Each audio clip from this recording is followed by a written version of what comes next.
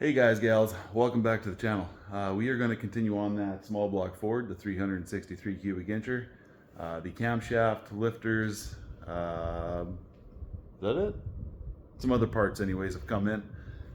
So we're going to start with that. We're going to get the camshaft installed and I'm going to get this thing degreed in. Make sure it is what it says it is, I guess. And make sure it's lined up where we need it to be. So we'll go through those steps. So the cam that I got spec for this engine was from Howard's Cams. I called them up, told them the combination, everything front to back, and this is what we got. Let's see here. So our duration at 50 thou lift is about in the mid 230s. So 234.6 on the intake and 232.6 on the exhaust. And then lift side is at 581 and 576. What's interesting to me is when I called him, he told me that it was going to have 4 degrees at advanced ground into it, but by looking at this, I only see 2 degrees. So we'll see what it looks like when I actually put it in. So lobe separation angle is at 116 and intake center lines at 114. But what I'm going to do is I'm going to advance this and set it on a 110 intake center line to get me a little bit more torque down low. That was a recommendation from Howard's Cam, so that's what I'm going to do. So I guess I will clean those. I'll clean the camshaft up, brake clean, wipe it down, make sure to inspect it, make sure it's all good and clean, no nicks, whatever. Check the cam gear side, make sure that all looks good. Yeah, and then we'll install it and we'll get it degreed. All right, so I got the cam wiped down, blowing off, cleaned up, and it looks really good. So very excited about that. No returns are needed as of now anyway. So what I'm going to do, I'm going to install some of this driven engine assembly grease. Excuse me. Yeah, voice going away. And what I'm going to do is I'm just going to coat the cam gear full of it. Just kind of cake it full so that this has got that on there, and then the rest of it's going to get engine oil on it. And then we'll slide it in. Also, it comes with 2 different size dowels for the small block Ford anyway. I'm using the shorter one. I got it in there already. Alright, so as you can see, I got that goop all over the cam gear now, so we're all set there. Got the braking oil in the can, which is also a driven oil. This is a 1030, I believe. So we're going to go ahead and make a nice mess here. We're just going to coat this sucker good.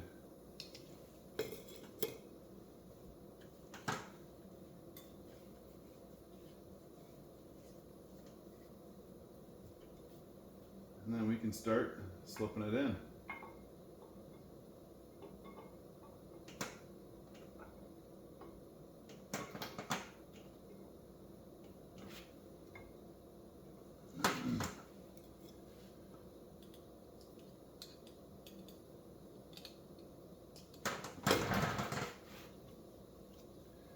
So now, usually, I have the camshaft test fitted already at this point in time.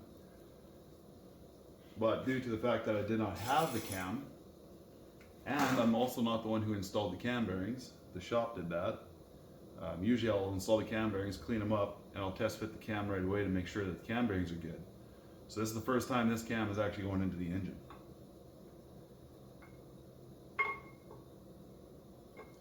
Obviously you want to be gentle, you don't want to force her through, and you're almost like teetering it at times, so you got to lift that back end up.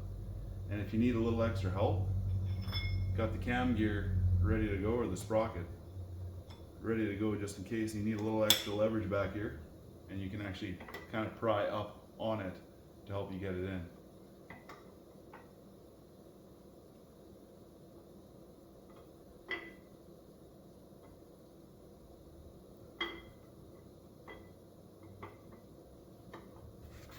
All right, last journal.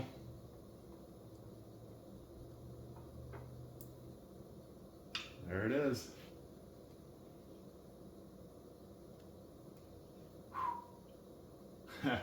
we're in luck. I was a little nervous about that fit. Because like I said, I usually test fit it way before, and I didn't know how this cam was going to feel in these bearings, but looks like the bearings worked out well. The machine shop installed the cam bearings very well, so man, that's exciting. Next steps, let's go. Okay, so the timing set we're going to be using was the one I actually installed on his engine when it was a 302, the supercharged 302. Pulled it off of that engine. We're going to use that here, and it's obviously adjustable, right? So we can pick our advance, our degrees of advance, and because I know I want to advance this thing at least 4 degrees, I'm just going to go to that right off the bat. So I got 4A on here. You're not going to be able to see it. It's very lightly stamped with a dot on it, right? So I'm going to line my 4A up with my key here on the crankshaft, and we're going to slip this thing on together here, and we'll see how it fits. We're going to do the upper and lowers together. All right, so now I got this thing. Ooh, lots of noises here. You can see the 4-degree advance down there, and it's got a dot right above it, which is very faint and it's going to be very difficult to see. But I got lined up with the dot on the the camshaft sprocket there. So now they're lined up.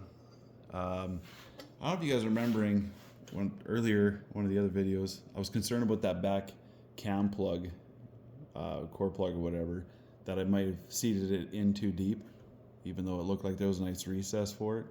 Yeah, no, we're good. This cam can go quite a ways back. We got lots of clearance back there, so that part is good. Happy about that. So yeah, I'll just get the cam bolt in, and I'll find top dead center, and we'll see where we're at. All right, so we're gonna get this thing degreed in. First step is to find true top dead center, and then make sure your top dead center here, your 0, is lined up with the marker that you just used, whatever kind of pointer you're going to use or whatever. So usually what I do, first step, I'm looking at the dial indicator on the piston, and I'm just kind of like roughly looking for top dead center. So the needle will come up, it'll float, and it'll come back down, just like it did there.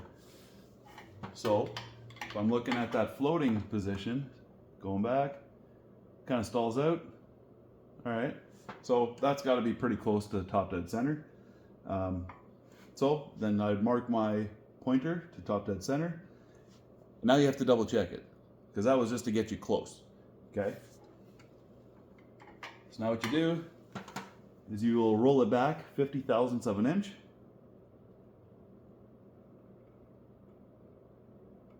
Right there. And you're going to make a mark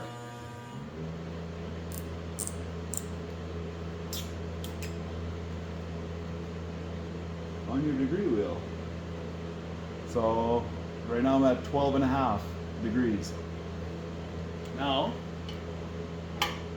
we're going to go ahead and turn the crank the other way. We're going to go back up to 0 and right to 50 thousandths. So right about there. And we'll mark it here.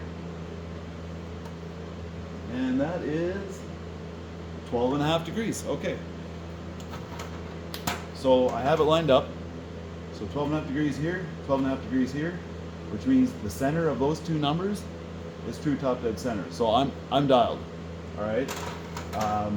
If you were out, you would just simply have to loosen it off your degree wheel and shift it one way or the other, and then keep repeating this check until you have your pointer marking true top dead center on your degree wheel. Once you have that, then you can move on to the next step, and we'll get to that now. All right, so now we're set up to find our first cam measurement. So you can see the cam card is showing intake center line of 114 degrees. Now, I was asked to degree this in at 110 by Howard's cams to advance it, give it a little more lower end torque, because it is going into a like 4,000 pound truck. with the turbo, right? So we're just going to give it that little bit more out the bottom. So we're shooting for 110, not the 114. And we've already set up for that on the lower sprocket. So now to find this, we need to find the center line on the intake lobe, the true top dead center of that intake lobe. I got the lifters in here already. I got the dial indicator pointed on it. And now what I did is I did the same thing as the piston. I turned it over until the lifter kind of peaked and it kind of floated. And then I marked, what I mean by floated is the needle just stopped moving for a little bit before it would start to come back down. So kind of trying to guess ballpark intake center line. So I got it zeroed out on here and I made a mark on here, which I did mark it at 110. That's right where the needle is pointing. And that's where that looked like it was floating. So I think we're okay, but we're going to double check it to make sure. So we're going to do the same thing. We're going to go ahead and turn this thing back. See, it's coming down. We're going to go 50 thou. I'll actually go just a touch past. I guess I didn't show that on the other one, but you want to go a little bit past and then come back to it. So that way your timing chain, you take any slack out of your timing chain that might be there. All right, so we'll go 50. Okay. We'll make a mark here. Right there. Okay. Now we're going to keep it going. And it's going to come back to 0. And that's kind of where it floats, where I'm thinking true top dead center is. And it's going to come back down to 50. We're going to stop there. And then we're going to check it here.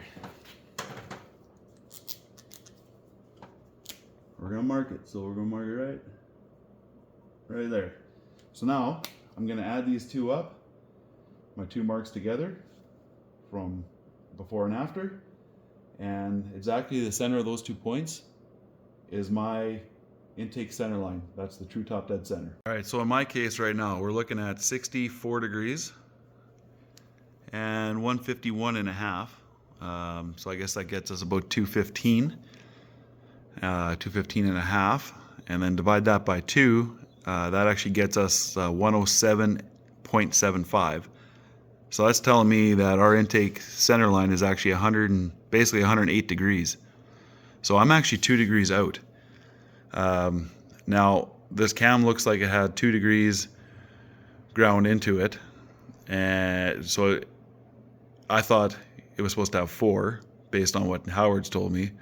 So it turns out it does have 4, it looks like. So I'm going to back it off. I'm going to take this all back off and I'm going to redo it all. But I'm going to reset. Instead of 4 degrees advance, I'm going to go 2 degrees advance. And we're going to try it again, and that should get us to the 110 intake center line. All right, so we are all reset. And we are going to try this again. I got the pointer set at 110 again to start, where it looks like it was floating or very close to. So we're going to come back just past 50 thou. I'm going to grab it, go forward, get to 50. Okay, I'm going to mark this thing, get rid of my old mark. I can see it definitely moved. So about 65.5. 0 and back to 50. Okay, now we're going to mark this again. Right there. Okay, let's check that out. Okay, so we have 65.5 and we have 153.5. So that gets us 219 divided by 2. That would be 109.5. So we're within half a degree of our target of 110. So we're going to call that good right there. So now we're dialed in. We're set at 110. I know my cam timing in relation to the crankshaft is going to be where we want it. So what I can do now is take it another step further and just verify lobe lift compared to the cam card, And then I can also do it on the exhaust side, and I can double check exhaust closing point or exhaust opening point, like the exhaust, also the exhaust center line. So I mean, you can just go through the whole work if you want and match it up to the card. You can go as far as you feel comfortable, or as far as you want to go. More details the better, right? So I'm going to continue on. I'm going to measure some more stuff out. Okay, so we got the camshaft all degreed in. That part is done. I'm excited. It's actually come together pretty good. So, you know, just some cheap degreeing stuff is all you need, eh, to get this stuff done. It's just a summer racing kit. I don't know how much it is. I actually don't remember. It's pretty cheap though. I've had it for many years. Only thing with the cheaper ones, these wheels can be pretty thin. And yeah, I've ended up in the ER before because of one of these bad boys. Actually, this one exactly sliced me open so good I had to go get stitches. So that was fun. But anyway, give you the details here on the cam specs, or what I found. So I did some more measuring, not just what I did earlier to find intake, the intake center line, which was 110, actually 109.5 technically, I guess, but I'm going to call it 110. It's right there. So I also checked the intake duration at 6 thou lift, like the advertised duration, and it says 286.6, where I got 290, so that's pretty close. And the lift on it says 363 thousandths. I had 361. The degrees of duration at 50 thou lift says 234.6, and I had 236. So that's pretty close as well. Then I moved over to the exhaust side. I checked the exhaust center line where I was at 120. So now to find my lobe separation angle, I add my 120 to my 110 and divide that by 2, which in my case I have 110 lobe separation angle, whereas it says it's 116. So it's pretty close. It's a little bit tighter, but that's okay. I'd rather have it tighter anyway. And then the lift and duration was a little bit lower. The lobe lift on the exhaust was 360, or actually that's what it's calling for, but I found 350. And then the duration at 50 was 230 versus the cam card of 232.6. Now, there is some room for error here by a couple degrees for sure, or could be.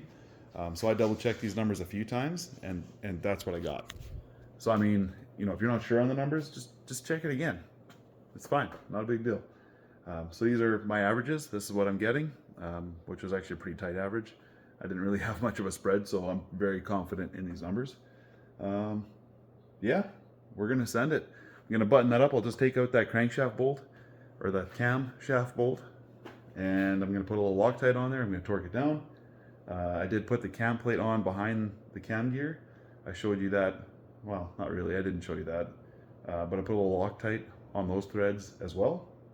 And then the last thing I'm gonna check on here before I'm 100% done with the cam is the camshaft end play, which, whatever, it's, you put the dial indicator on the end of your cam gear and you walk it back and forth and see how much end play you have. So I'm just gonna double check and make sure I have enough. No real specific target, I guess. I just want to make sure it's not too tight is all. If I was like around, you know, 5 to maybe 10 thou would be a good number. Somewhere in there, I'd be happy with that. So I'll double check that, and then we're good. We're gonna send it. So I think we'll just call it good there on this video. Thanks a lot for checking out another one, and stay tuned for another.